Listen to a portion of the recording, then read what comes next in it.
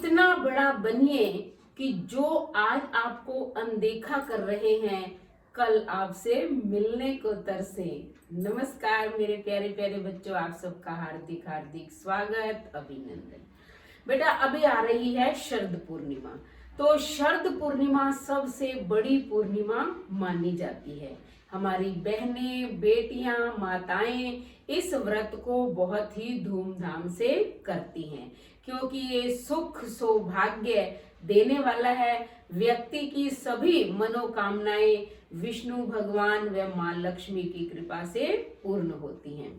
तो आज मैं आपको पूर्णिमा के व्रत के बारे में और इसकी कथा सुना रही हूँ। तो ये शरद पूर्णिमा से हम पूर्णिमा का व्रत शुरू कर सकते हैं। ये सबसे बड़ी पूर्णिमा है, भगवान विष्णु को बहुत प्रिय है। इस दिन चंद्रमा अपनी 16 कलाओं से युक्त होते हैं। माँ लक्ष्मी इस दिन पृथ्वी पर विचरण करती है और इस दिन खीर बनाने का बहुत महत्व है। आप 12 बजे तक जो है खीर बनाकर रात्रि में रखें और उसके बाद जो है अगले दिन भगवान विष्णु और लक्ष्मी माता को भोग लगाकर स्वयं ग्रहण कर लें। अब मान लो आप व्रत कैसे करेंगे। आपको इसमें चंद्रमा को अर्घ देकर एक समय खाना खाना है। सुबह भगवान विष्णु और माता लक्ष्मी की पूजा करनी है। वही पूजा में रोली मोली गुड़ चावल धूप दीप से आप पूजा कर लें और शाम के समय आपको कहानी सुननी है। तो कहानी के अंदर आप क्या करेंगे, एक पट्टा लेंगे, पट्टे पर एक जल का लोटा भर के रख लेंगे और एक कटोरी में अगर आपके पास गेहूं है तो गेहूं डाल लें, अगर चावल है यानी कि गेहूं नहीं है तो चावल रख लें।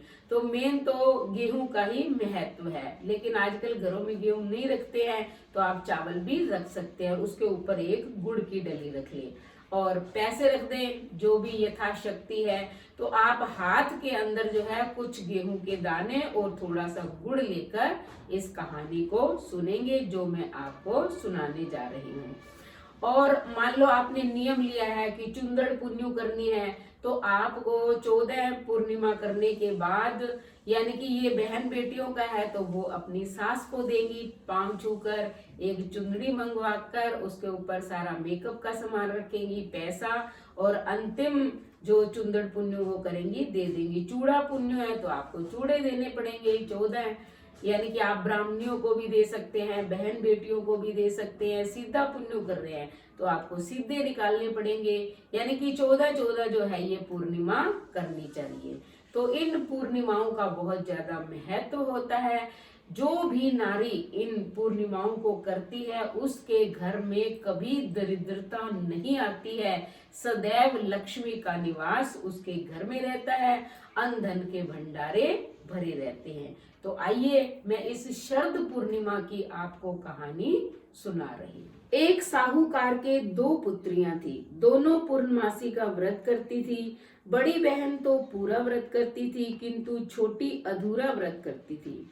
इस दोष के कारण छोटी बहन के तो संतान जन्म लेते ही मर जाती थी, किंतु बड़ी बहन की सब संतान जीवित रहती थी।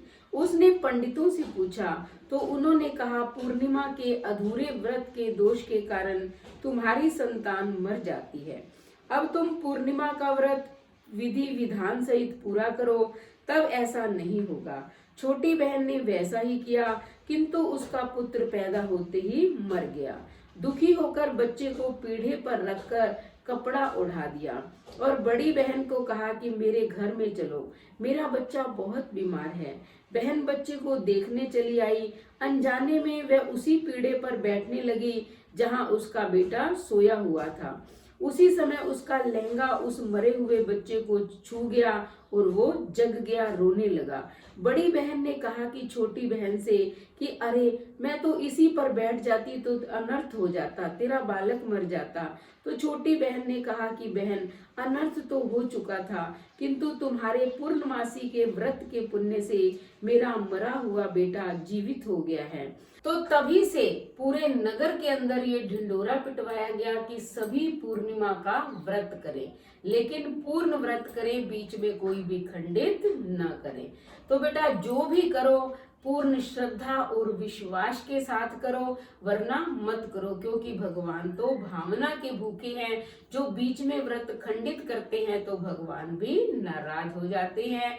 जैसे बड़ी बहन ने पूर्ण श्रद्धा से किया और उसके प्रभाव से छोटी बहन के मरे हुए पुत्र को भी जीवन मिला, तो वैसे ही हमें पूर्ण व्रत करना है। भगवान विष्णु आप सबकी मनोकामनाएं पूर्ण करें, यही हम सबकी कामना है। तो बेटा पूर्णिमा का व्रत करें और भगवान को प्रसन्न करें, ताकि आपकी सभी मनोकामनाएं पूर्ण हो। अब जल्दी से चैनल को सब्सक्राइब कर दो, लाइक और शेयर करें, कमेंट करें और बेल आइकन के बटन को दबाएं, ताकि अगली ऐसी ही कथा का नोटिफिकेशन सबसे पहले आपको मिले। धन्यवाद।